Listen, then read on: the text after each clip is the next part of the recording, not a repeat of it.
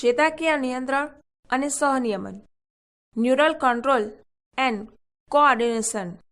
તમે જાણો છો કે આપણા શરીરના અંગો અથવા અંગતંત્રના કાર્યોની સમસ્થિતિ જાળવવા માટે માનવ સહનિયમન જરૂરી છે.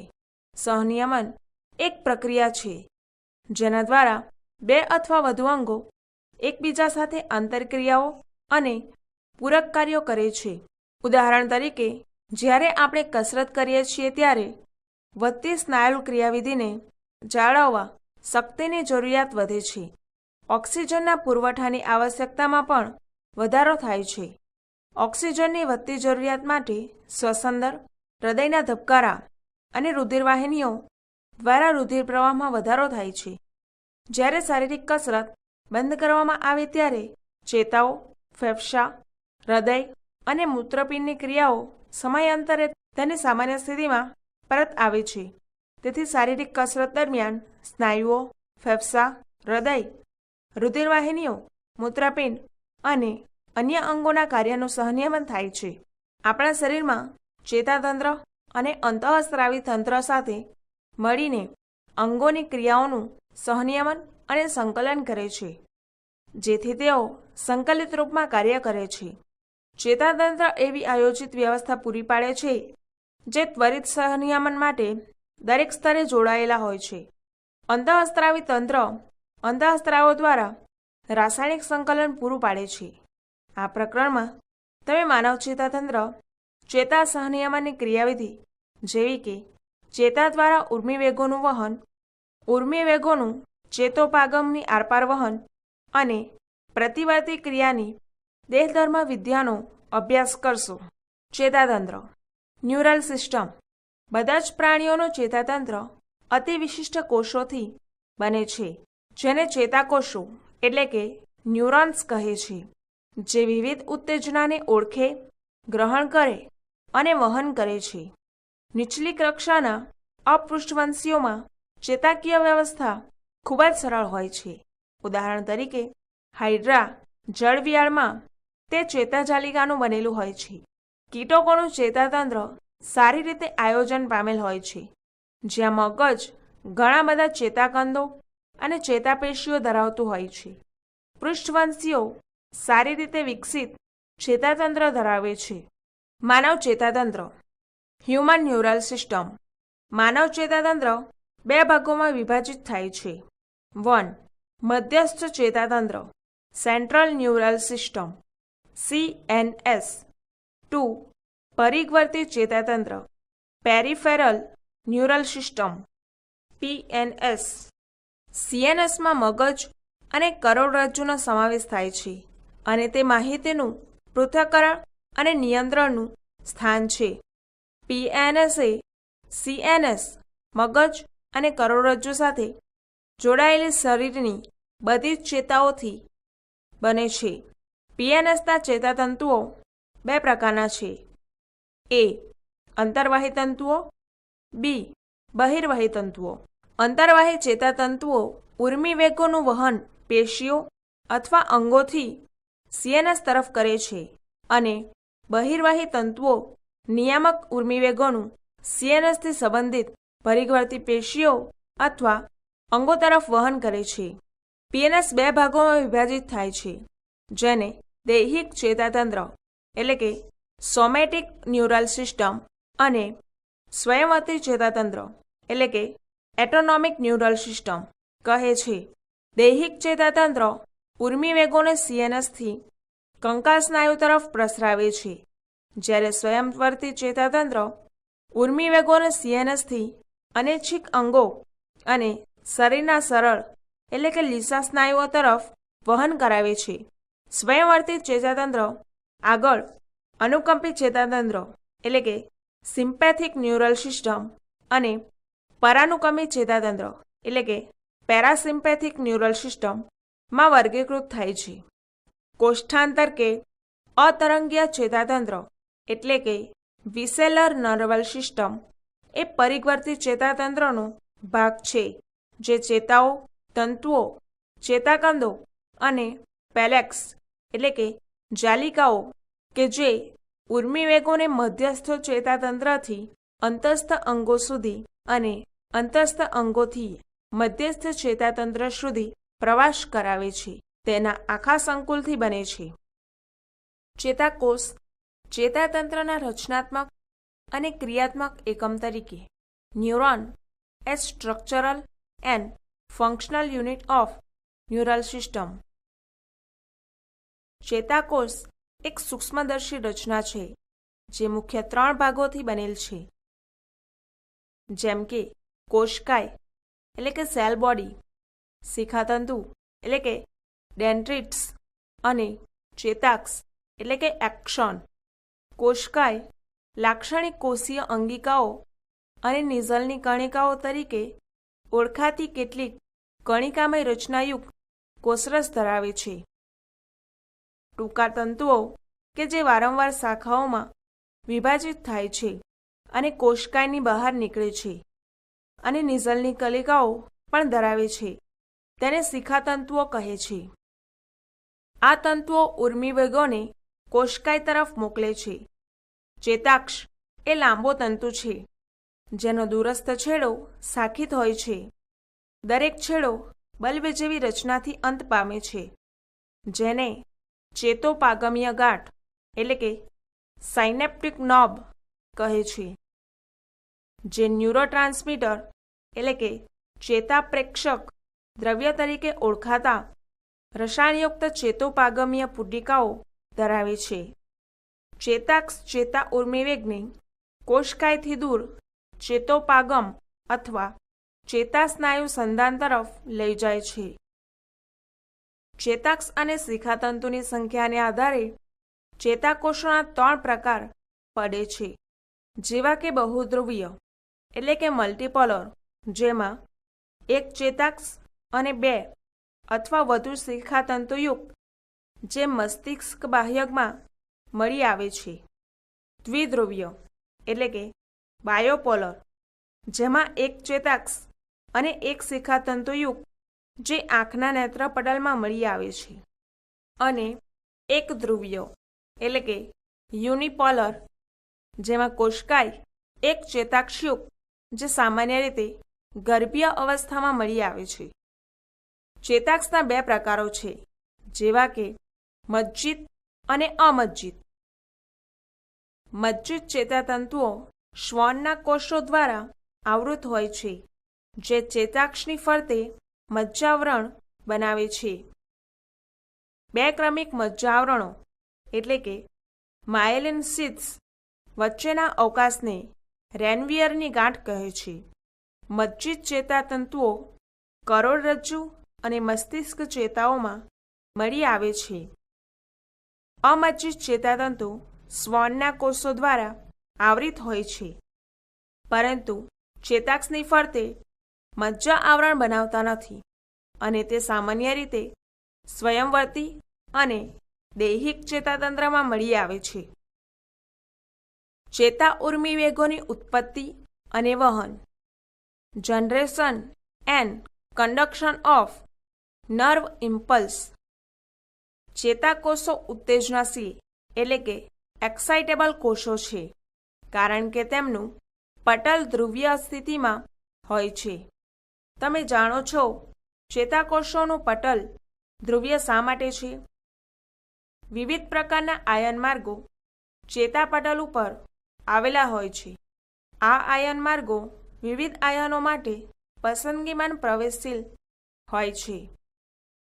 જ્યારે ચેતાકોષ કોઈપણ ઊર્મિવેગનું વહન નથી કરતા, એટલે કે વિરામ અવસ્થામાં, ચેતાક્ષ પટલ તુલનાત્મક રીતે પોટેશિયમ આયન એટલે કે K+ માટે વધુ પ્રવેશશીલ અને સોડિયમ આયન એટલે કે Na+ માટે લગભગ અપ્રવેશશીલ હોય છે. તેવી જ રીતે ચેતારક્ષ એટલે કે એક્સોપ્લાઝમમાં આવેલ ઋણભારિત પ્રોટીન્સ માટે પટલ અપ્રવેશશીલ હોય છે.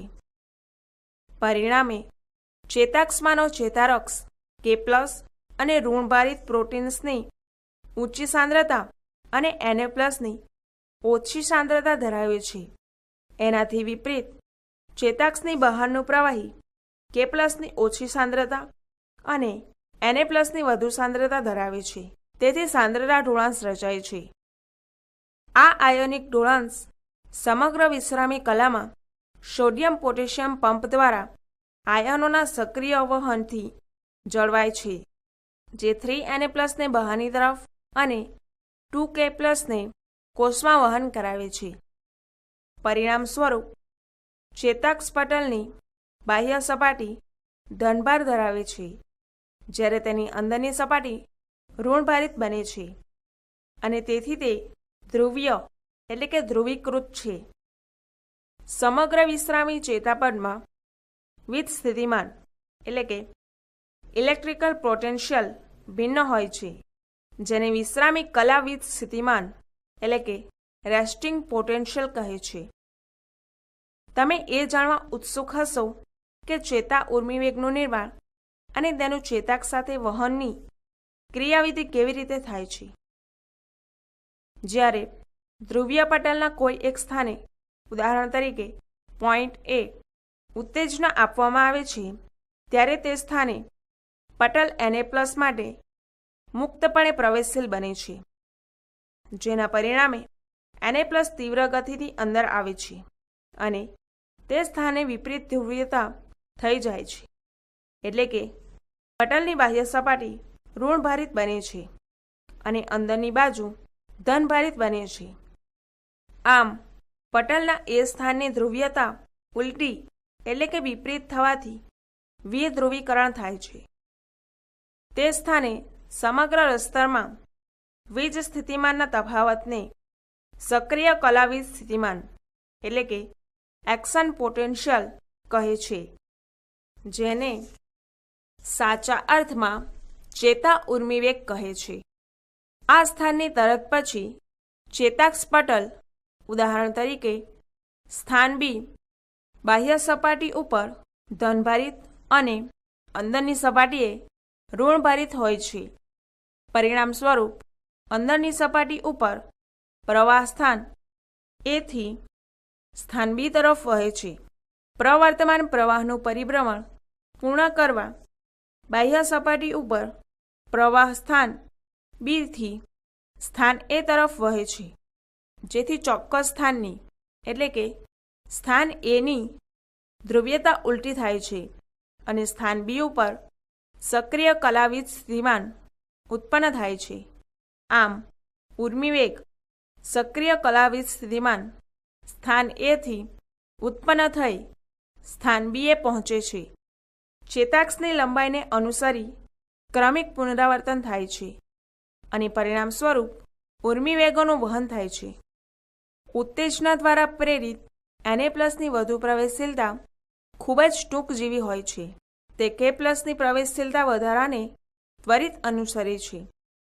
સેકન્ડના ભાગોમાં K+ પટલની બહાર પ્રસરણ પામે છે અને ઉત્તેજનાના સ્થાને પટલમાં વિશ્રામી કલાવીજ સ્થિતિમાનને પુનઃ પ્રસ્થાપિત થાય છે અને તંતુ એકવાર ફરી આગળની ઉત્તેજના માટે જવાબદાર બને છે. ઉર્મિવેગોનું વહન, ટ્રાન્સમિશન ઓફ ઇમ્પલ્સ. ઉર્મિવેગનું વહન એક ચેતાકોષથી બીજા ચેતાકોષમાં તેમના જોડાણ સ્થાન દ્વારા થાય છે. તેને ચેતોપાગમ કહે છે. ચેતોપાગમનું નિર્માણ પૂર્વ ચેતોપાગમીય ચેતાકોષ અને પશ્વ ચેતોપાગમીય ચેતાકોષના પટલ દ્વારા થાય છે, જે ચેતોપાગમીય ફાટ કહેવાતા અવકાશ દ્વારા છૂટા પડે કે ન પણ પડે.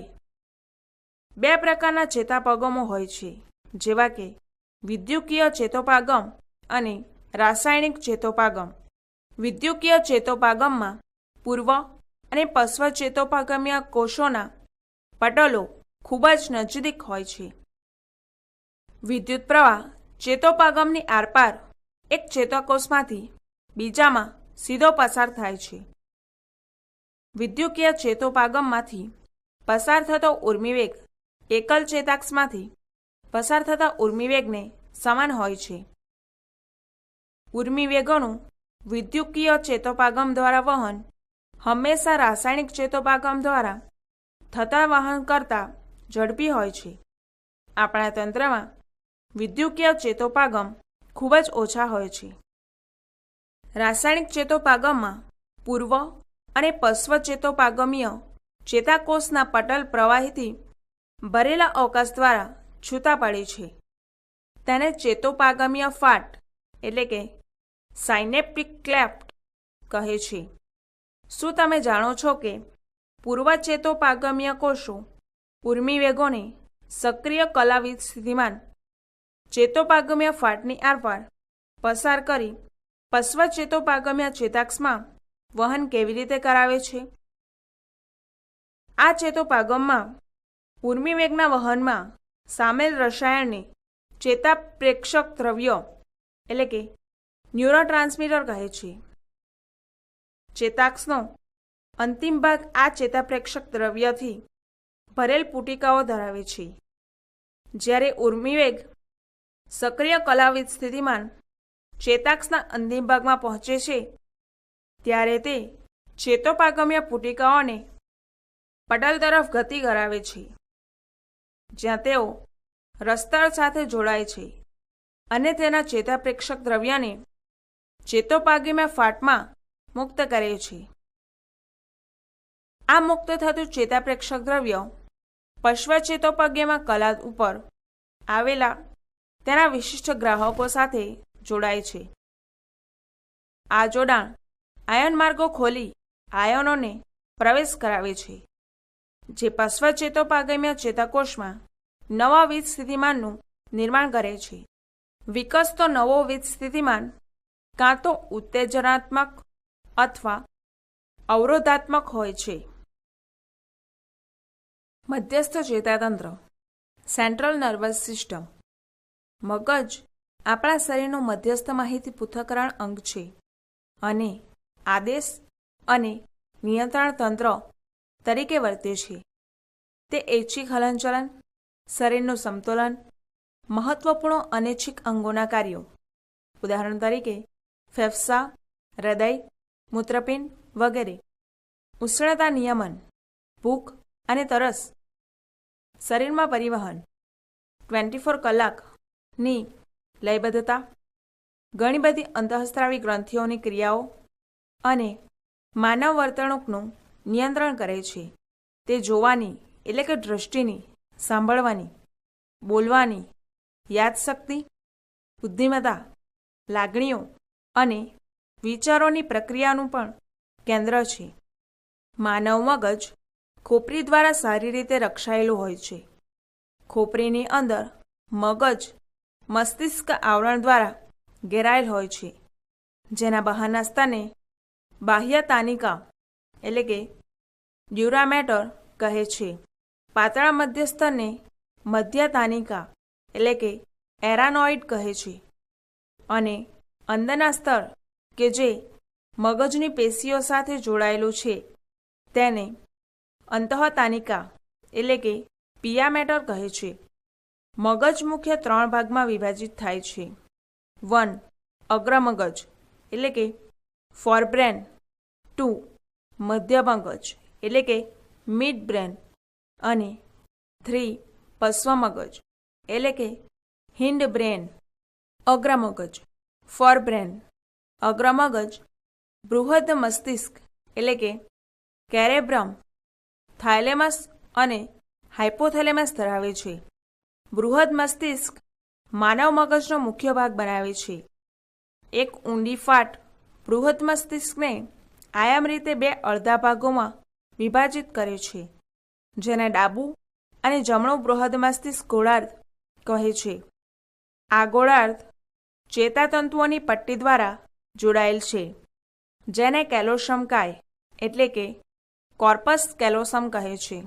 મસ્તિષ્ક ગોળાર્ધને ઘેરતા કોષના સ્તરને મસ્તિષ્ક બાહ્યક કહે છે અને તે નિશ્ચિત ગાળામાં બદલાય છે. મસ્તિષ્ક બાહ્યકને તેના ભૂખરા દેખાવના સંદર્ભમાં ભૂખરું દ્રવ્ય કહે છે. ચેતાકોષકાયો અહીં સંકેન્દ્રિત થઈ રંગ આપે છે. મસ્તિષ્ક બાહ્યક પ્રેરક વિસ્તારો, સંવેદી વિસ્તારો અને મોટા વિસ્તારો કે જે કાર્યમાં ના તો સંપૂર્ણ સંવેદી ન તો પ્રેરક હોય છે તેઓને ધરાવે છે. આ વિસ્તારોને સંગઠન વિસ્તારો એટલે કે એસોસિએશન એરિયાસ કહે છે, જે જટિલ કાર્યો જેવા કે આંતરસમિતિ સંગઠનો, યાદશક્તિ અને વાતચીત માટે જવાબદાર છે. આ પથના તંતુઓ મજ્જા આવરણ દ્વારા આવૃત હોય છે, જે મસ્તિષ્ક ગોળાર્ધનો અંદરનો ભાગ બનાવે છે. તેઓ સપાટીએથી અપારદર્શક સફેદ દેખાય છે અને તેથી તેને શ્વેતદ્રવ્ય કહે છે. બૃહદ મસ્તિષ્ક આવરણથી ઘેરાયેલ રચનાને થેલેમસ કહે છે, જે સંવેદી અને પ્રેરક સંદેશાઓનું મુખ્ય સહનિયમન કેન્દ્ર છે. બીજો ખૂબ જ મહત્વનો મગજનો ભાગ, જેને હાઇપોથેલેમસ કહે છે, જે થેલેમસના તળિયે એટલે કે પાયાના તળિયે આવેલો છે. હાઇપોથેલેમસ ઘણા કેન્દ્રો ધરાવે છે, જે શરીરનું તાપમાન, ખાવાની અને પીવાની તીવ્રતાનું નિયંત્રણ કરે છે. તે પણ ઘણા ચેતાસ્ત્રાવી કોષોના જૂથ ધરાવે છે, જે અંતઃસ્ત્રાવોનો સ્ત્રાવ કરે છે, જેને હાઇપોથેલેમિક અંતઃસ્ત્રાવો કહે છે. બૃહદ મસ્તિષ્ક ગોળાર્ધના અંદરના ભાગો અને સંકળાયેલી ઊંડી રચનાના સમૂહ જેવા કે બદામ આકારનો ભૂખરા દ્રવ્યોનો સમૂહ એટલે કે એપેનગ્લાડા અને હિપ્પોકેમ્પસ વગેરે જટિલ રચના બનાવે છે, જેને લિમ્બિક ખંડ અથવા લિમ્બિક તંત્ર કહે છે. હાઇપોથેલેમસની સાથે મળી તે જાતીય વર્તણૂક, લાગણીની પ્રતિક્રિયાની અભિવ્યક્તિ, ઉદાહરણ તરીકે ઉત્તેજના, ખુશી, ગુસ્સો અને ભય અને પ્રેરણાનું નિયમન કરે છે. મધ્ય મગજ મિડ બ્રેન. મધ્ય મગજ અગ્ર મગજના થેલોમસ એટલે કે હાઇપોથેલેમસ અને પશ્વ મગજના પોન્સની વચ્ચે આવેલ હોય છે. એક નળી કે જેને મસ્તિષ્ક તરલ નલિકા એટલે કે કેરેબલ એક્યુડટ કહે છે, જે મધ્ય મગજમાંથી પસાર થાય છે. મધ્ય મગજનો પૃષ્ઠભાગ મુખ્યત્વે 4 ઉપસેલા ગોળકો એટલે કે ખંડકો કે જેને ચતુષ્કાય ખંડો એટલે કે કોર્પોરા ક્યુટ્રીજેમિના કહે છે. મધ્ય મગજ અને પશ્વ મગજ મસ્તિષ્ક તંબ એટલે કે બ્રેન સ્ટેમ બનાવે છે. પશ્વ મગજ હિન્ડબ્રેન. પશ્વ મગજ પોન્સ એટલે કે સેતુ, અનુમસ્તિષ્ક અને લંબમજ્જાનું બનેલ છે. પોન્સ એટલે કે સેતુ મગજના વિવિધ વિસ્તારોને સાંકળતા પથતંતુઓ ધરાવે છે. અનુમસ્તિષ્કની સપાટી ખૂબ જ ગૂંચળામય હોય છે, જે ઘણા બધા ચેતાકોષોને વધારાની જગ્યા પૂરી પાડે છે. મગજનો લંબમજ્જા કરોડરજ્જુ સાથે જોડાયેલ છે. લંબમજ્જા શ્વસન, હૃદયને લગતી પરાવર્તિત ક્રિયાઓ અને જઠરના સ્ત્રાવોનું નિયંત્રણ કરે છે. પરાવર્તિત ક્રિયા અને પરાવર્તિત કમાન, રિફ્લેક્સ એક્શન એન્ડ રિફ્લેક્સ અર્ક. તમને અનુભવ હશે કે આપણા શરીરનો જે ભાગ અત્યંત ગરમ, ઠંડી, તીક્ષ્ણ અથવા ભયાનક અથવા ઝેરી પ્રાણીઓના કે વસ્તુઓના સંપર્કમાં આવે કે તરત તે ભાગ ત્યાંથી દૂર થાય છે. આ સમગ્ર પ્રક્રિયા પરિવર્તિત ચેતાઓની ઉત્તેજનાનો પ્રતિચાર છે, જે અનૈચ્છિક છે એટલે કે સભાન પ્રયાસ અથવા વિચાર વિના અને તેમાં સંકળાયેલ મધ્યસ્થ ચેતાતંત્રના ભાગને પરાવર્તિત ક્રિયા કહે છે. પરાવર્તિત પથ યોગ્ય રીતે ક્રમમાં ગોઠવાયેલા ઓછામાં ઓછા એક અંતર્વાહિત ચેતાકોષ અને એક બહિર્વાહી અસરકારક અથવા ઉત્તેજક ચેતાકોષ ધરાવે છે. અંતર્વાહી ચેતાકોષ સંવેદી અંગમાંથી સંદેશાઓ મેળવે છે અને ઉર્મિવેગને સીએનએસના પૃષ્ઠ ક્ષેત્રામૂળ એટલે કે કરોડરજ્જુના સ્તરે દ્વારા વહન કરાવે છે. બહિર્વાહી ચેતાકોષ આ સંદેશાઓને સીએનએસથી અસર કરતા અંગમાં મેળવાય છે. આમ ઉત્તેજના અને પ્રતિચાર પરાવર્તિત કમાન બનાવે છે, જે નીચે ઘૂંટણના આંચકાની પરાવર્તિત ક્રિયા એટલે કે ની જર્ક રિફ્લેક્સમાં બતાવેલ છે. તમે ઘૂંટણના આંચકાની પરાવર્તિત ક્રિયાની ક્રિયાવિધિને સમજવા માટે આકૃતિનો ધ્યાનપૂર્વક અભ્યાસ કરો. સંવેદના ગ્રહણ અને પ્રક્રિયા, સેન્સરી રિસેપ્શન એન્ડ પ્રોસેસિંગ. તમે કાયમ વિચારતા હશો કે તમે પર્યાવરણમાંના આબોહવાકીય ફેરફારોને કેવી રીતે અનુભવી શકો છો? તમે કઈ રીતે કોઈ વસ્તુ અને તેના રંગને જોઈ શકો છો? તમે કેવી રીતે અવાજ સાંભળો છો? સંવેદી અંગો પર્યાવરણના બધા પ્રકારના ફેરફારો અનુભવી શકે છે અને CNS તરફ યોગ્ય સંદેશાઓ મોકલે છે, જ્યાં બધા અંતર્વાહી સંદેશાઓ એટલે કે મોકલાવેલ સંદેશાનું સંચાલન અને પૃથ્થકરણ થાય છે. સંદેશાઓ ત્યારબાદ મગજના વિવિધ ભાગો અથવા કેન્દ્રોમાં મોકલાવાય છે, જેથી તમે પર્યાવરણના ફેરફારો અનુભવી શકો છો. સંવેદી અંગો.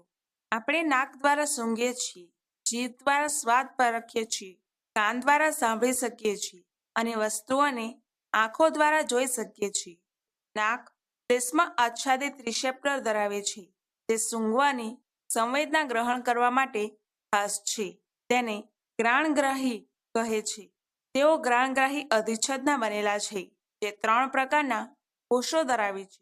ઘ્રાણ અધિચ્છદના ચેતાકોષો બહારના પર્યાવરણથી જોડમાં આવેલા વટાણા જેવા ઘ્રાણગોલકો એટલે કે ઓલ્ફેક્ટરી બલ્બ તરીકે ઓળખાતા ભાગ સાથે સીધા જોડાયેલા હોય છે. ઘ્રાણગોલકો એ મગજના લિમ્બિક તંત્રમાંથી લંબાવાયેલા હોય છે. નાક અને જીભ બંને દ્રાવ્ય રસાયણોને ઓળખે છે. સ્વાદ એટલે કે ગ્યુસ્ટેશન અને ઘ્રાણ એટલે કે સૂંઘવું ની રાસાયણિક સંવેદનાઓ કાર્યાત્મક રીતે સરખી અને આંતર સંબંધિત હોય છે. જીભ સ્વાદાંકુરો દ્વારા સ્વાદ પારખે છે, જે તે સ્વાદગ્રાહીઓ ધરાવે છે. દરેક ખોરાક અથવા પીણાના સ્વાદ સાથે મગજ સ્વાદાંકુરોના વિવિધ ઇનપુટ ને મગજ એકીકૃત કરે છે અને જટિલ સ્વાદ અનુભવાય છે. નીચેના વિભાગમાં તમને આંખ એટલે કે દ્રષ્ટિ માટેનું સંવેદી અંગ અને કાન એટલે કે સાંભળવા માટેનું સંવેદી અંગ ની રચના અને કાર્યથી પરિચિત કરવામાં આવશે. આંખ આઈ આપણી એક જોડ આંખો ખોપરીની ગુહાઓમાં સ્થાન પામેલ છે, જેને નેત્રકોટર એટલે કે ઓર્બિટ્સ કહે છે. નીચેના વિભાગમાં માનવ આંખની રચના અને કાર્યો ટૂંકમાં આપેલ છે. આંખના ભાગો. Parts of an eye. પુખ્ત મનુષ્યની આંખ લગભગ ગોળાકાર રચના છે. આંખના ડોળાની દિવાલ 3 સ્તરોની બનેલ છે. બાહ્ય સ્તર સઘન સંયોજક પેશીનું બનેલું છે અને તેને શ્વેત પટલ એટલે કે સ્ક્લેરા કહે છે. આ સ્તરના અગ્રભાગને પારદર્શક પટેલ એટલે કે કોર્નિયા કહે છે. મધ્ય સ્તર મધ્ય પટલ એટલે કે કોરોઇડ ઘણી રુધિરવાહિનીઓ ધરાવે છે અને વાદળી રંગનું દેખાય છે. મધ્ય પટલ સ્તર આંખના ડોળાના પશ્વ 2/3 ભાગમાં પાતળું હોય છે, પરંતુ અગ્રભાગે તે જાડું બની સિલિયરી કાય બનાવે છે. સિલિયરી કાય આગળ વધી રંગકણયુક્ત અને અપારદર્શક રચના બનાવે છે, જેને કનેનિકા એટલે કે આઇરિસ કહે છે, જે આંખનો રંગીન દ્રશ્યમાન ભાગ છે. આંખનો ડોળો પારદર્શક સ્ફટિકીય લેન્સ ધરાવે છે, જે સિલિયરી કાય સાથે જોડાયેલ અસ્થિબંધ દ્વારા સ્થાન પામે છે. લેન્સ એટલે કે નેત્રમણીની આગળ કનેનિકા દ્વારા આવૃત રચનાને કીકી એટલે કે પપીલ કહે છે. કીકીના વ્યાસનું નિયમન કનેનિકાના સ્નાયુતંતુઓ દ્વારા થાય છે. અંદરનું સ્તર નેત્રપટલ એટલે કે રેટિના છે અને તે કોષના 3 સ્તરો ધરાવે છે. અંદરથી બહાર તરફ ચેતાકંદ કોષો, દ્વિધ્રુવીય કોષો અને પ્રકાશગ્રાહી કોષો. પ્રકાશગ્રાહી કોષો 2 પ્રકારના હોય છે, જેવા કે દંડકોષો એટલે કે રોડ સેલ્સ અને શંખ કોષો એટલે કે કોન સેલ્સ. આ કોષો પ્રકાશ સંવેદી પ્રોટીન ધરાવે છે, જેને પ્રકાશરંજક કણ કહે છે. દિવસના પ્રકાશની એટલે કે પ્રકાશાનુકૂલી ફોટોપિક દ્રષ્ટિ અને રંગની દ્રષ્ટિ એટલે કે રંગ પારખવો શંકુકોષોના કાર્ય છે અને મંદ પ્રકાશની તિમિરાનુકૂલિત એટલે કે સ્કોટોપિક દ્રષ્ટિ એ દંડકોષોનું કાર્ય છે. દંડકોષો જાંબલી પડતા લાલ પ્રોટીન ધરાવે છે, જેને રેડોપ્સિન અથવા જાંબલી દ્રષ્ટિનું કહે છે, જે વિટામિન એના વ્યુત્પન્નો ધરાવે છે. માનવની આંખમાં 3 પ્રકારના શંકુકોષો હોય છે, જે પોતાના લાક્ષણિક પ્રકાશ રજકણો ધરાવે છે, જે લાલ, લીલા અને વાદળી પ્રકાશ માટે પ્રતિસાદ આપે છે. વિવિધ રંગો માટેની સંવેદના આ શંકુકોષો અને તેમના પ્રકાશરંજક કણોના વિવિધ મિશ્રણ દ્વારા ઉત્પન્ન થાય છે. જ્યારે આ શંકુકોષો સમાન રીતે ઉત્તેજિત થાય છે, ત્યારે સફેદ પ્રકાશ માટેની સંવેદના પેદા થાય છે. દ્રષ્ટિચેતાઓ આંખની બહાર અને નેત્રપટલ રુધિરવાહિનીઓ તેની અંદર દાખલ થાય છે. તે જગ્યાના આંખના ડોળાના પશ્ચધ્રુવના મધ્યથી સહેજ ઉપર આવેલ છે. તે વિસ્તારમાં પ્રકાશગ્રાહી કોષો આવેલા હોતા નથી અને તેથી તેને અંધબિંદુ એટલે કે બ્લાઇન્ડ સ્પોટ કહે છે. આંખના પશ્ચધ્રુવમાં અંધબિંદુની પાર્શ્વ બાજુએ પીળાશપતું રંગકણના બિંદુને પિત્તબિંદુ એટલે કે ડાઘ મેક્યુલા લેટ્રિયા કહે છે. તેને મધ્યસ્થ ખાડા સાથે ગર્ત એટલે કે ફોરિયા કહે છે. ગર્ત એ નેત્રપટલનો પાતળો બાહ્ય ભાગ છે, જ્યાં ફક્ત ઘનિષ્ઠ રીતે જોડાયેલા શંકુકોષો હોય છે. આ એ સ્થાન છે કે જ્યાં દ્રષ્ટિ તીવ્રતા એટલે કે રિસોલ્યુશન વધુ સારી રીતે હોય છે. પારદર્શક પટલ અને નેત્રમણી વચ્ચેના અવકાશને તરલ રસ કોટર એટલે કે એક્યુસ કેમ્બર કહે છે અને તે પાતળું જલીય પ્રવાહી ધરાવે છે, જેને તરલ રસ એટલે કે એક્યુસ હ્યુમર કહે છે.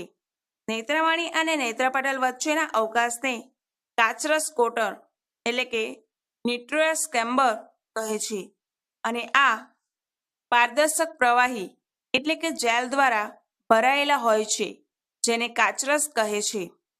દ્રષ્ટિની ક્રિયાવિધિ મિકેનિઝમ ઓફ વિઝન. દ્રશ્ય પ્રકાશના પ્રકાશ કિરણો પારદર્શક પટલ અને નેત્રમણી દ્વારા નેત્રપટલ ઉપર આપાત થાય છે, જેથી દંડકોષો અને શંકુકોષોમાં કલાવિધ સ્થિતિમાન એટલે કે ઉર્મિવેગ ઉત્પન્ન થાય છે. આગળ જણાવ્યા પ્રમાણે મનુષ્યની આંખોમાંના પ્રકાશ સંવેદી ઘટકો એટલે કે પ્રકાશ રંગકણો, ઓપ્સિન જે પ્રોટીન છે અને રેટિનલ જે વિટામિન એના આલ્ડિહાઇડ છે તેના બનેલા છે. પ્રકાશ ઓપ્સિનમાંથી રેટિનલના વિયોજનને પ્રેરે છે. પરિણામે ઓપ્સિનની રચનામાં ફેરફાર થાય છે. આને કારણે પટલની પ્રવેશશીલતા બદલાય છે. આને પરિણામે પ્રકાશગ્રાહી કોષોમાં કલાવિધ સ્થિતિમાન તફાવત નિર્માણ પામે છે. આ ઉત્પન્ન થતા સંકેતો એટલે કે સંદેશાઓ દ્વિધ્રુવીય કોષો દ્વારા ચેતાકંદ કોષોમાં સક્રિય કલાવિધ સ્થિતિમાન ઉત્પન્ન કરે છે. આ સક્રિય કલાવિધ સ્થિતિમાન એટલે કે ઉર્મિવેગો દ્રષ્ટિચેતાઓ દ્વારા મગજના દ્રષ્ટિબાહ્યક એટલે કે વિઝ્યુઅલ કોર્ટેક્સ વિસ્તારમાં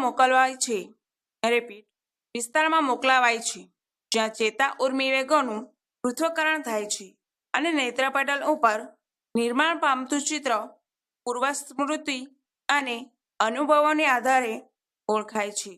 કાન 2 સંવેદી કાર્યો કરે છે: સાંભળવું અને શરીર સંતુલન જાળવણી. અંતસ્થ રચનાની દ્રષ્ટિએ કાન મુખ્ય 3 વિભાગોમાં વિભાજિત થાય છે, જેને બાહ્ય કર્ણ એટલે કે આઉટર ઇયર, મધ્ય કર્ણ એટલે કે મિડલ ઇયર અને અંતઃકર્ણ એટલે કે ઇનર ઇયર કહે છે.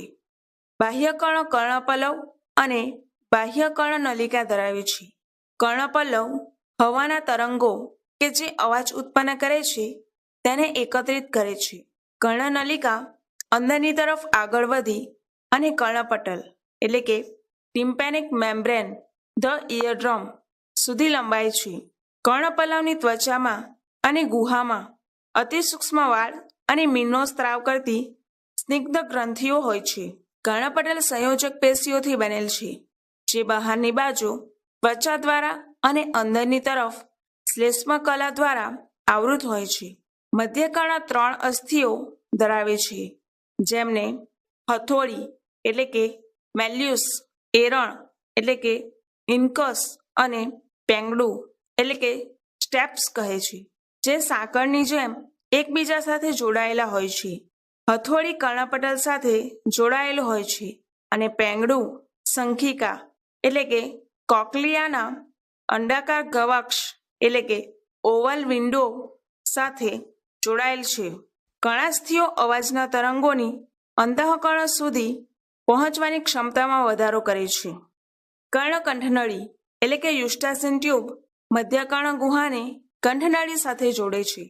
કર્ણકંઠનળી બંને બાજુના કર્ણપટલ ઉપરના દબાણને સંતુલિત કરવામાં મદદ કરે છે.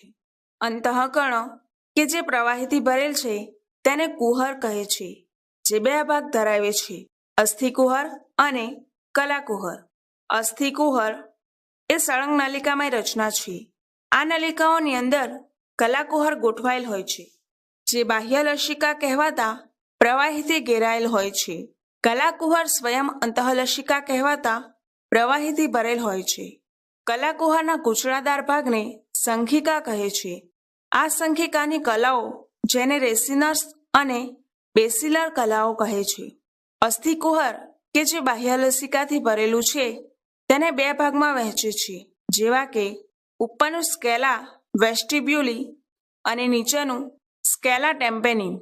શંખિકા વચ્ચેના અવકાશને સ્કેલા મીડિયા કહે છે, જે અંતઃલસિકાથી ભરેલ હોય છે. શંખિકાના પાયાના ભાગે સ્કેલા વેસ્ટિબ્યુલી અંડાકાર ગવાક્ષમાં અંત પામે છે, જ્યારે સ્કેલા ટિમ્પની ગોળાકાર ગવાક્ષમાં અંત પામે છે, જે મધ્ય કણામાં ખુલે છે.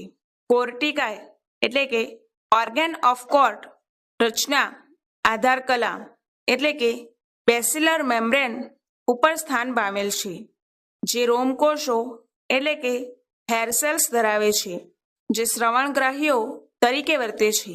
આ રોમકોષો કોર્ટિકાયની અંદરની બાજુએ હરોળમાં ગોઠવાયેલા હોય છે.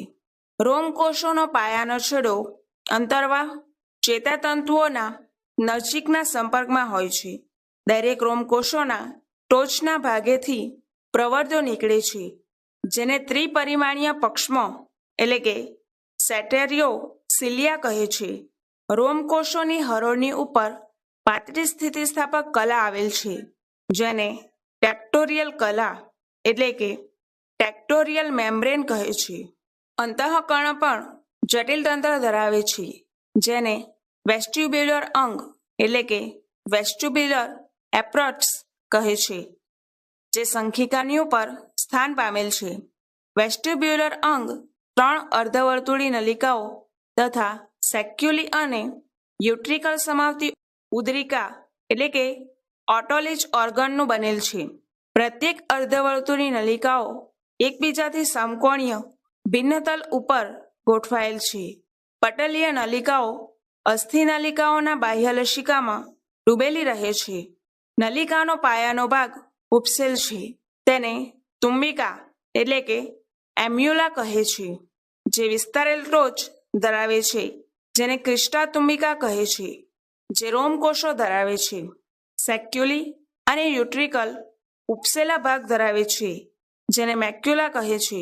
ક્રિસ્ટા અને મેક્યુલા શરીરનું સમતોલન અને સ્થિતિ એટલે કે પોશ્ચર જાળવવા માટેના વિશિષ્ટગ્રાહી કેન્દ્રો ધરાવે છે.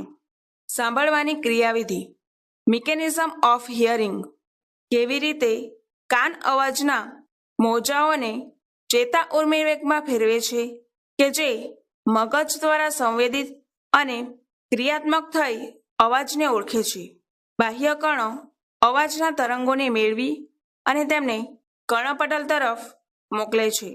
કર્ણપટલ અવાજના તરંગોના પ્રતિચારરૂપ ધ્રુજે છે અને આ ધ્રુજારી કણાસ્થિ કે જ્યાં હથોડી, એરણ અને પેંગડું છે તેમાંથી વહન પામી અંડાકાર ગવાક્ષમાં જાય છે. અંડાકાર ગવાક્ષ દ્વારા ધ્રુજારી શંખિકાના પ્રવાહીમાં આવે છે, જ્યાં તેઓ લસિકામાં તરંગો ઉત્પન્ન કરે છે. લસિકાના તરંગો આધાર કલામાં હલચલ પ્રેરે છે. આ આધાર કલાનું હલનચલન રોમકોષોને જોડે છે અને ટેક્ટોરિયલ કલા ઉપર દબાણ લાવે છે. પરિણામ સ્વરૂપ સંકળાયેલ અંતર્વાહી ચેતાઓમાં ચેતા ઉર્મિવેગ ઉત્પન્ન થાય છે.